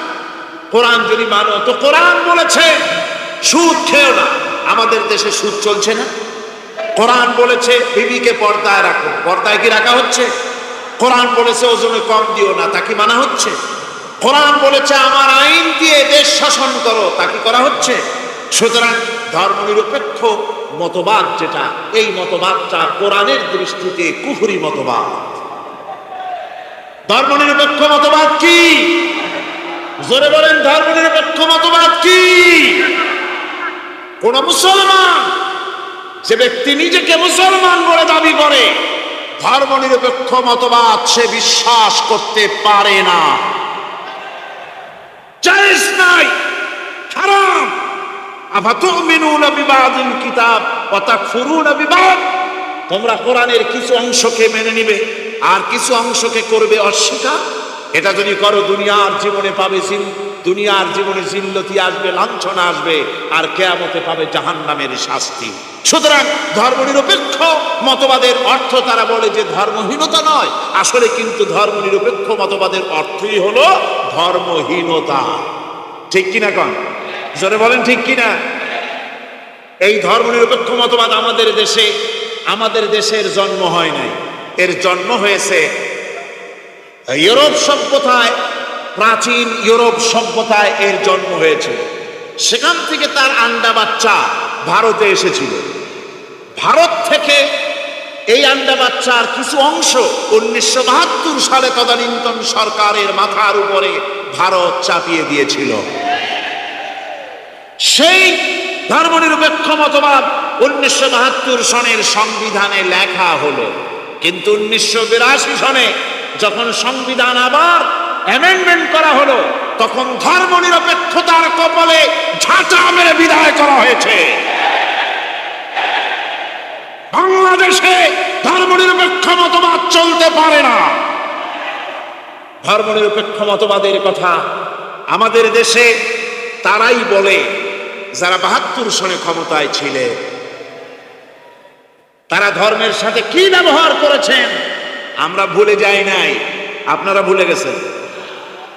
1972 সনে দেশের সমস্ত বিশ্ববিদ্যালয়ের মনোগ্রাম থেকে ইকরা বিস্মি রাব্বিকাল্লাযী খালাক রাব্বি জিদনি ইলমা, কোরআনে কারীমের আয়াতকে বিদায় করে দেওয়া হয়েছিল। শাসনতন্ত্রের শিরোনামে বিসমিল্লাহকে গ্রহণ করা হয় নাই। শুধু তাই নয়, কোরআনে কারীম যেখানে তেলাওয়াত করা হয় তখনকার সময় রেডিওতে, টেলিভিশনে, ওই 72 থেকে 3 বছর, এবং এখনো সেই দলটি মিটিং করতে গিয়ে, কোনো জায়গায় কিছু করতে গিয়ে আগে কোরআন শরীফ, তারপরে গীতা, তারপরে বাইবেল, এগুলি হচ্ছে মুনাফিকের লক্ষণ। কিসের লক্ষণ? যেখানে যেই টেবিলে যেই এসেছে কোরআন তেলাওয়াত হয়, বাইবেল গীতা পড়া হারাম পড়া হতে পারে না। কোরআনের চাইতে শ্রেষ্ঠ কিতাব আল্লাহর দুনিয়া আছে? সমস্ত কিতাবকে রদ করেছে কোরআন। হযরত ওমর রাদিয়াল্লাহু তাআলা রাসূল করিম সাল্লাল্লাহু আলাইহি ওয়াসাল্লামের কাছে গিয়ে তাওরাতের একটা পাতা পড়তেছে। হযরত আবু বকর রাদিয়াল্লাহু তাআলা সেখানে চলে এলেন, এসে দেখেন রাসূল করিম সাল্লাল্লাহু আলাইহি ওয়াসাল্লামের চেহারা মোবারক লাল হয়ে গিয়েছে গুসা। হযরত আবু বকর বললেন, ওমর তুই যদি এর থেকে মরে যেতিস, তুই যদি এর থেকে মরে যেতিস, তুই যদি এর থেকে মরে যেতিস। তিনবার বললেন। হযরত ওমর শিউরে উঠলেন, হতচকিত হয়ে উঠলেন, আবু বকর আমাকে মরার কথা বলছেন কেন? তিনি তাকিয়ে দেখেন রাসূল করিম সাল্লাল্লাহু আলাইহি ওয়াসাল্লামের চেহারা মোবারক গুসহায় লাল। হযরত ওমর বলছেন, ইয়া রাসূলুল্লাহ, আমার এবং আমার পিতা মাতার জীবন আপনার কদম মোবারকে উৎসর্গ হয়ে যায়। আমি অপরাধ করেছি, কি অন্যায় করেছি হুজুর আমাকে? হুজুর বলছেন, ওমর তুমি যে তাওরাতের পাতা আমার সামনে পড়তেছ, এই তাওরাত যার উপরে নাজিল হয়েছিল সেই মুসা আলাইহিস সালাম যদি আজকে বেঁচে থাকতেন তাহলে আমার উম্মতের ভিতরে শামিল হয়ে যাওয়া তার জন্য ফরজ হয়ে যেত। অতীতের সমস্ত কিতাবকে রদ করা হয়েছে, সমস্ত শরীয়তকে বন্ধ করা হয়েছে। সুতরাং কোন মুসলমানের প্ল্যাটফর্মে সেখানে কোরআন তেলাওয়াত হয়, পেট বাইবেল কিতাব পড়া হারাম সেখানে। এই মুনাফিকরা তাও করে থাকে। আমার মুসলমান ভাইয়েরা, নজরুল ইসলাম কলেজের ইসলাম শব্দ বাদ দিয়ে নজরুল কলেজ করা হয়েছিল। সলিমুল্লাহ মুসলিম হলের মুসলিম শব্দ বাদ দিয়ে শুধু সলিমুল্লাহ হল করা হয়েছিল। তার মানে ধর্ম এদের কলিজায় আগুন জ্বালিয়ে দেয়। ইসলামের নাম বরদাস্ত হয় না, কোরআনের নাম বরদাস্ত হয়। আর বরদাস্ত হয়নি বলেই আল্লাহ পাক তার ইন্তেকাম নিয়েছে। আমার বক্তব্য হচ্ছে, কোরআনে কারীম পৃথিবীতে এসেছে শাসন করতে দুনিয়াকে। তার মধ্যে রয়েছে রাজনীতি, অর্থনীতি, সব। এই বিচার ফয়সালা কোরআন থেকে যারা গ্রহণ করে না, রাসূলকে যারা বিচারক মানে না, তাদের সম্পর্কে আল্লাহ পাক কি বলছেন শুনুন। ফালা ওয়া রাব্বিকা লা ইউমিনুনা হাত্তা ইউহাক্কিমুকা ফীমা শাজারা বাইনাহুম থুম্মা লা ইয়াজিদু ফী আনফুসিহিম হারাজাম মিম্মা কাদাইতা ওয়া ইউসাল্লিমু তাসলিমা। আল্লাহ রাব্বুল আলামিন বলেন, ফালা ওয়া রাব্বিক, কখনো নয় হে নবী, আপনার রবের কসম, কখনোই নয়। ওরা মুমিন নয় যারা নাকি তাদের জীবনের সব কিছুর ব্যাপারে যতক্ষণ পর্যন্ত আপনাকে বিচারক না মানে, আপনার দেওয়া ফয়সালাকে গ্রহণ না করে, এবং আপনি বিচার করার পর ফয়সালা দেওয়ার পরে এটার উপরে দ্বিধাহীন চিত্তে মেনে যতক্ষণ না নিবে, ততক্ষণ পর্যন্ত তারা যত ঈমানের দাবি করুক, তারা আসলে মুমিন না। এ ফতোয়া কার? এ ফতোয়া কার? আল্লাহ রাব্বুল আলামিনের ফতোয়া। কখনো মুমিন হতে পারবে না যারা রাসূলুল্লাহকে ফয়সালাকারী হিসেবে গ্রহণ না করবে, কোরআনকে সংবিধানের উৎস হিসেবে গ্রহণ না করবে। কোরআন এসেছে আইনের কিতাব হিসেবে পৃথিবীর মানুষকে পরিচালিত করার জন্য। আজ এই কোরআনের আইন যারা মানে সেখানে শান্তি পায়, কোরআন যেখানে মানে না সেখানে শান্তি হয় না। আল্লাহ পাক পরিষ্কার বলেছেন কোরআনের আইন মেনে চল। আর যারা এই কোরআনকে অমান্য করবে তাদের শাস্তি কি হবে? আল্লাহ পাক বলেন, আল্লাযীনা কাযযাবু বিল কিতাবি ওয়া বিমা আরসালনা বিহি রুসুলানা ফাসাউফা ইয়ামালুন। আল্লাহ পাক বলেন, আমি যে কিতাব নাজিল করেছি, এই কিতাবকে যারা মিথ্যা মনে করে, কিতাবকে যারা অস্বীকার করে, কোরআনের আইন যারা মানে না, আমি যে রাসূলের উপরে যা নাজিল করেছি সেগুলির উপরে যারা ঈমান আনে না, এগুলিকে যারা মানে না, তাদের জন্য এর পরিণতি তারা খুব শীঘ্রই টের পাবে। খুব শীঘ্রই তাদেরকে এর পরিণতি দেওয়া হবে। কিয়ামতের দিন তাদেরকে আল্লাহ রাব্বুল আলামিন জাহান্নামে প্রবেশ করাবেন। কোরআনের অমান্যকারীদের জায়গা কোথায় হবে? কোথায় হবে তাদের জায়গা? জাহান্নামের ভিতরে। সুতরাং আমরা কোথায় যেতে চাই? জাহান্নামে না জান্নাতে? বেহেশতে যদি যেতে চাই, দুনিয়ায় যদি শান্তি চাই এবং আখিরাতে যদি মুক্তি পেতে চাই, তাহলে আমাদেরকে কোরআনের আইনকে মানতে হবে। কিসের আইন মানা লাগবে? কোরআনের আইন মানতে হবে। কোরআনে কারীমের নাজিল হলো, আল্লাহ পাক যে কোরআন আমাদের শিখালেন, আর রহমান আল্লামাল কোরআন, যে কোরআন তিনি আমাদের শিখালেন। এই কোরআন নাজিলের পদ্ধতি ছিল মদিনা এবং মক্কা। রাসূলের মক্কি জিন্দেগিতে কিছু নাজিল হয়েছে, আর মদনী জিন্দেগিতে নাজিল হয়েছে কিছু। মক্কা শরীফে যেগুলি নাজিল হয়েছে সেই সূরাগুলো ছিল তাওহীদ, রিসালাত এবং আখিরাতের উপরে নির্ভর করে। আর মদনী সূরা যেগুলি ছিল সেগুলি ফৌজদারি দণ্ডবিধি, উত্তরাধিকারী আইন, তারপরে যাকাত, ওসর, যুদ্ধ, সন্ধি, বন্দি, এরপরে রয়েছে স্বরাষ্ট্রনীতি, পররাষ্ট্রনীতি, অর্থনীতি, জীবন পরিচালনার সমস্ত বিধি আর ব্যবস্থা মদনী জিন্দেগীর সূরাগুলিতে, অবতীর্ণ সূরাগুলিতে আল্লাহ রাব্বুল আলামিন নাজিল করেছে। কোরআন শরীফ মানুষের সকল সমস্যার সমাধান দিয়েছে। এখানে আমি এখন তার কিছু নমুনা পেশ করছি আপনাদের সামনে, আপনাদের বোঝার জন্য যে কোরআন, অনেকে বলে যে কোরআনের তাফসীরের ভেতরে রাজনীতির আলোচনা হয়।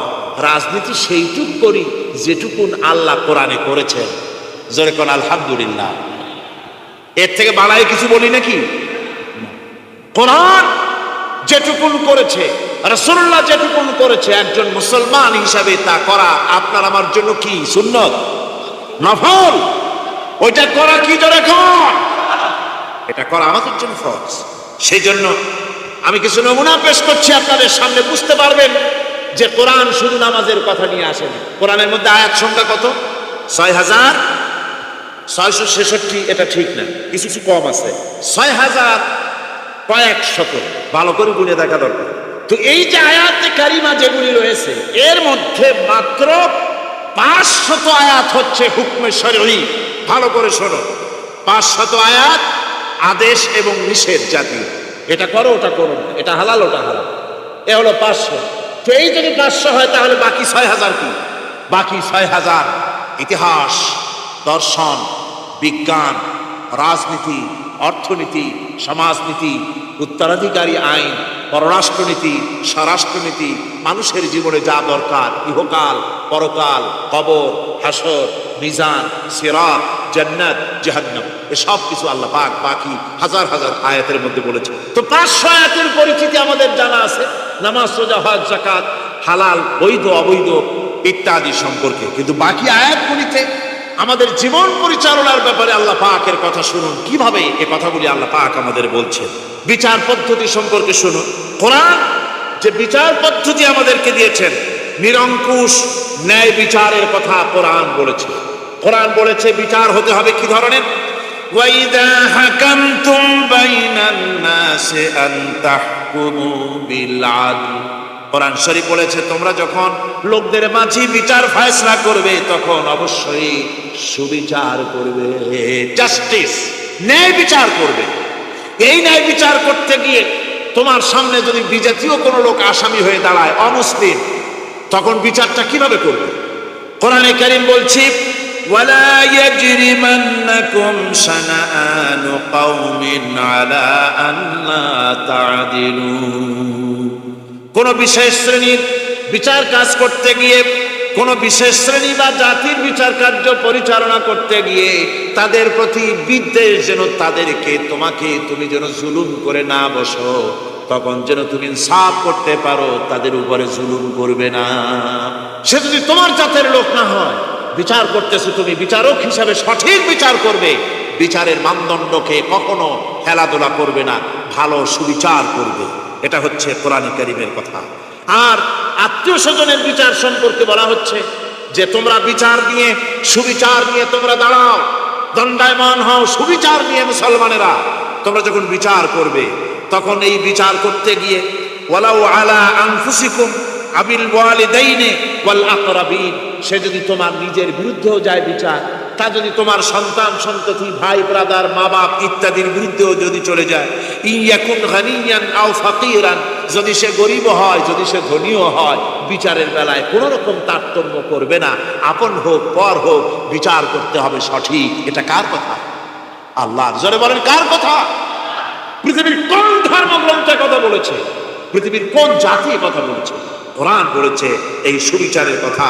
সুবিচার করতে হবে, বিচারের বেলায় খবরদার আপন পর এবং কোন ধর্মের লোক এই চিন্তা করতে যেও না। কোরআনে কারীমের মধ্যে রয়েছে ফৌজদারি দণ্ডবিধি, জুডিশিয়াল ল, ফৌজদারি দণ্ডবিধি। এখানে একটা কথা বলে নিতে হয়, আল্লাহর আইন, মূল কথাটা কি? আল্লাহর আইন। আল্লাহর আইনের কথা শোনা মাত্রই এক শ্রেণীর লোকেরা মনে করে আল্লাহর আইন মানেই হলো হাত কাটা। আল্লাহর আইনের অর্থই হলো গলা কাটা, আল্লাহর আইনের অর্থই হলো গোররা মারা। এটা একটা বাজে কথা। আল্লাহ পাকের আল্লাহ কি এইরকম একটা বদমেজাজি দারোগার মতো আল্লাহ, যে মানুষ পাইলেই খালি পিটাবে আর হাত কাটবে? একটা কথা হলো হাত কাটা, গলা কাটা। এটা কখন সুবিচার প্রতিষ্ঠিত হয়ে যাবে, খাওয়া পড়ার গ্যারান্টি মিলবে, তারপরে যদি কেউ চুরি করে দৃষ্টান্তমূলক শাস্তি দাও হাত কেটে। এর আগে না, মদিনা মুনাওয়ারায় হযরত ওমর রাদিয়াল্লাহু তাআলা আনহুর সময় অনাবৃষ্টির কারণে দুর্ভিক্ষ দেখা দিয়েছিল। তখন হযরত ওমর জাস্টিসদেরকে, ম্যাজিস্ট্রেটদেরকে ডেকে পরিষ্কারভাবে এলান করে দিয়েছিল, এখন যদি কোনো চোর ধরা পড়ে, এই দুর্ভিক্ষ চলাকালীন কোনো চোর যদি ধরা পড়ে আর প্রমাণিত হয় পেটের জ্বালায় চুরি করেছে, খবরদার তার হাতকে তোমরা কাটবে না, খবরদার হাত কাটবে না। ইসলাম তো আগে পেটে দেয়, আগে কোথায় দেয়? পেটে, আর পরে দেয় পিঠে, আগে দেয় না। মানুষের খাওয়া পড়া, শিক্ষা, চিকিৎসা, বাসস্থান সব তার গ্যারান্টি দেওয়া হয়। মদিনায় যখন এই গ্যারান্টি এসে গেল, চোরের হাত কাটা আইন মক্কায় নাজিল হয় নাই, নাজিল হয়েছে মদিনা মুনাওয়ারায়, রাসূলের মদনী জিন্দেগিতে। কোন সময়? যখন রাসূলুল্লাহ প্রেসিডেন্ট, রাসূলুল্লাহ কি জোরে কোন, রাসূলুল্লাহ কি রাষ্ট্রপতি, সেই সময় মানুষ দরজা খুলে ঘুমাবার সুযোগ পেল, খাওয়া পড়া, শিক্ষা, চিকিৎসা, বাসস্থানের গ্যারান্টি পেল। এই সময় আল্লাহ রাব্বুল আলামিন তিনি যখন দেখলেন ইসলামী সমাজ ব্যবস্থা কোরআনের আইনের মাধ্যমে মানুষ সব রকমের নিরাপত্তা লাভ করেছে, পেটের সমস্যার সমাধান হয়ে গেছে, তখন আল্লাহ আইন জারি করলেন, আস-সারিকু ওয়াস-সারিকাতু ফাকতাউ আইদিয়াহুমা। চোর পুরুষ হোক আর নারী হোক, উভয়ের হাত কেটে দাও। পুরুষ হোক আর নারী হোক, এখন উভয়ের হাত কেটে দাও। দৃষ্টান্তমূলক শাস্তি হোক, যাতে করে এই চুরি আর না কেউ না করে। পেটে খাবার আছে, চাকরি আছে, ওষুধ আছে, শিক্ষা আছে, থাকার মতো জায়গা আছে, এখন চুরি করো কেন? তাহলে বোঝা যাবে এটা নেশায় পরিণত হয়েছে। কি হয়েছে? নেশা। তখন তো আর চোরকে বসায় সেলুট মারা আর যাবে না, এখন হাতটা কাটিয়া একটা শাস্তি দিয়ে দাও। আমাদের দেশে কিন্তু চোরের হাত কাটা আইনের ব্যাপারে কোনো চোরেরা আজ পর্যন্ত মিছিল করে না। বাংলাদেশের কোনো ছোট ছোট চোর, যেমন তাল চোর, বেল চোর, কচু চোর, ছাতি চোর, জুতা চোর, আরো যত ছোট ছোট চোর, এই সব চোরেরা কি কোনোদিন মিছিল করেছে যে চোরের হাত কাটা আইন মানি না, মানবো না? বলেছে কেউ? কিন্তু এই আইনের বিরুদ্ধে সোচ্চার কারা? কোন চোরেরা?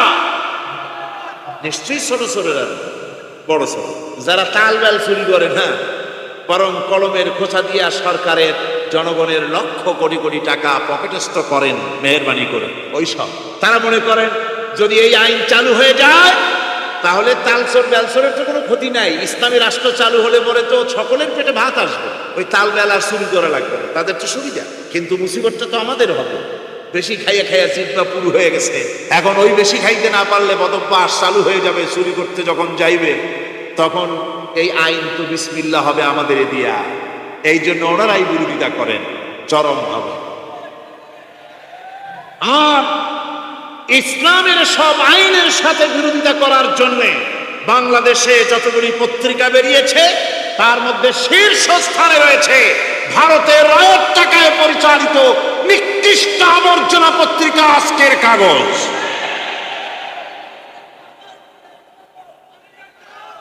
ওই কাগজে, এই কাগজে একটা প্রবন্ধ লেখা হয়েছে আজ। সেই প্রবন্ধে লেখা হয়েছে ধর্মভিত্তিক রাজনীতি এমনি এমনি নিষিদ্ধ করা যাবে না, সম্ভব হবে না, এটাকে একেবারে গোড়া থেকে উপড়ে ফেলে দিতে হবে। বাউবাড়ির আবদার, ভারতের টাকা নিয়ে লাফালাফি করছে আজকে তারা। বাংলাদেশ থেকে ধর্মভিত্তিক রাজনীতি নিষিদ্ধ ঘোষণার জন্য পায়তারা চালাচ্ছে এই পত্রিকার মাধ্যমে। এই পত্রিকার একমাত্র কাজ গোটা জাতিসত্তাকে দ্বিধা বিভক্ত করা, ইসলামের বিরুদ্ধে ইয়াং জেনারেশনকে খেপিয়ে তোলার জন্য আদা পানি খেয়ে লেগেছে। ধর্মভিত্তিক রাজনীতি নিষিদ্ধ ঘোষণা করার জন্য আপ্রাণ প্রচেষ্টা চালাচ্ছে। সংসদে পর্যন্ত এই বক্তব্য উঠানো হয়েছে, তাই না? সংসদে উত্থাপিত হয়েছে ধর্মভিত্তিক রাজনীতি নিষিদ্ধ ঘোষণা করতে হবে। আমি বলেছি ধর্মভিত্তিক রাজনীতি নিষিদ্ধ ঘোষণা করে ফেলেছিল রাশিয়া। রাশিয়ার যেই পার্লামেন্টে বসে ধর্মভিত্তিক রাজনীতি নিষিদ্ধ ঘোষণা করা হয়েছিল, যে পার্লামেন্টের ঘোষণার বলে লক্ষ লক্ষ মুসলমানদেরকে জবাহ করা হয়েছে রাশিয়ায়, যে পার্লামেন্টের ঘোষণার বলে মসজিদ মাদ্রাসা ভেঙে চুরি একাকার করে দেওয়া হয়েছিল রাশিয়ায়, যেই পার্লামেন্টে বসে আলেম ওলামা পীর দরবেশদেরকে হত্যা করার জন্য নির্দেশ দেওয়া হয়েছিল রাশিয়ার যে পার্লামেন্ট থেকে, সেই দেশ আজ আর আস্ত নাই, দেশটা টুকরা টুকরা হয়ে গিয়েছে। বাংলাদেশের পার্লামেন্টে আজকে যারা এই দুঃসাহসিক কথা বলছেন, ধর্মভিত্তিক রাজনীতি নিষিদ্ধ ঘোষণা করার কথা যারা উচ্চারণ করছেন, রাশিয়ার পার্লামেন্টের ইতিহাস ভুলে যাবেন না। বাংলাদেশে 11.5 কোটি তৌহিদি জনতার তৌহিদি রক্ত, তৌহিদি চেতনা সমস্ত শরীরে মাথায় আর রগ রেশায় টকবক করছে ইসলামী চেতনা। আইন চালু হলে পরেই শান্তি আসবে। ওরা বিরোধিতা করছে, ওরা বলছে চোরের হাত কাটা আইন, এটা হচ্ছে একটা অমানবিক ব্যাপার। আইনটা কার? আল্লাহ। মানুষগুলি কার? তা তোমারা তো দরদ কেন? মায়ের চাইতে মাসির দরদ বেশি, এটা কি খুব সুলক্ষণ? না, এটা দারুণ কুলক্ষণ। সুতরাং আল্লাহ রাব্বুল আলামিন তার আইন হচ্ছে শাশ্বত। চোরের হাত কাটা আইন অর্থ এ নয় যে বাংলাদেশ ইসলামী দল যদি ক্ষমতায় আসে পাইকারি দরে চোরের হাত কাটা আরম্ভ করবে না।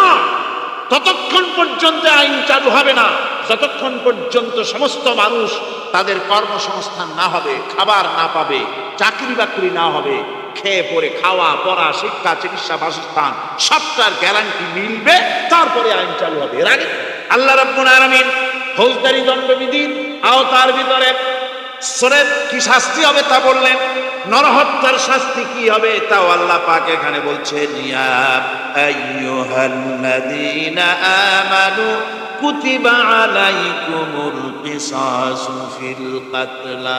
আল্লাহ পাক বলেন তোমাদের প্রতি নরহত্যার শাস্তি স্বরূপ কিসাস নির্দিষ্ট করা হয়েছে, অর্থাৎ হত্যার বদলে হত্যা করা। একজন মানুষ আর একজন মানুষকে হত্যা করেছে, কোরআনের আইন হচ্ছে ওকেও হত্যা করা। কি সুন্দর আইন, সুবহানাল্লাহ পড়ে। তাহলে কি হবে? রেডিও টেলিভিশনে পত্র পত্রিকার মাধ্যমে যদি খবর ছড়ানো হয় যে হত্যাকারীর বিচার হবে কোরআনের আইন অনুযায়ী, প্রকাশ্য রাজপথে হত্যাকারীকে তাকেও যদি হত্যা করে দেওয়া হয়, এই দৃশ্য উপস্থিত জনতা যত দেখবে, পত্র পত্রিকায় খবর পাবে, টেলিভিশনের পর্দায় দেখতে পাবে, যারা দেখলো এই সব লক্ষ লক্ষ জনতার ভেতরে মানুষ হত্যা করার দুঃসাহস আর আসবে? আল্লাহ পাক বলছেন এটা হচ্ছে মানুষের ইহসাস, এর মধ্যে রয়েছে মানুষের জীবন। এরপরে নরহত্যার শাস্তি আল্লাহ পাক এভাবে কোরআনে কারীমের মধ্যে বললেন। আল্লাহুম্মা আমিন। ربنا ظلمنا أنفسنا وإن لم تغفر لنا وترحمنا لنكونن من الخاسرين. آمين. ربنا لا تزغ قلوبنا بعد إذ هديتنا وهب لنا من لدنك رحمة إنك أنت الوهاب. রব্বুল আলামিন দীর্ঘ রজনী পর্যন্ত তোমার বান্দারা লক্ষ লক্ষ মানুষ কোরআনে কারীমের কথা শুনেছে, তোমার হাবিবের কথা শুনেছে। আয় আল্লাহ তাআলা, তুমি দয়া করে মেহেরবানি করে তেলাওয়াত এবং দরুদ ও সালামের সওয়াব রাসূল করিম সাল্লাল্লাহু আলাইহি ওয়াসাল্লামের রূহ মুবারকে পৌঁছিয়ে দাও। রব্বানা তাকাব্বাল মিন্না ইন্নাকা আনতাস সামিউল আলিম ওয়া তুব আলাইনা ইন্নাকা আনতাত তাওয়াবুর রহিম। سبحان ربك رب العزة عما يصفون وسلام على المرسلين الحمد لله رب العالمين واجعل آخر كلمة عند الموت لا إله إلا الله محمد رسول الله. السلام عليكم ورحمة الله.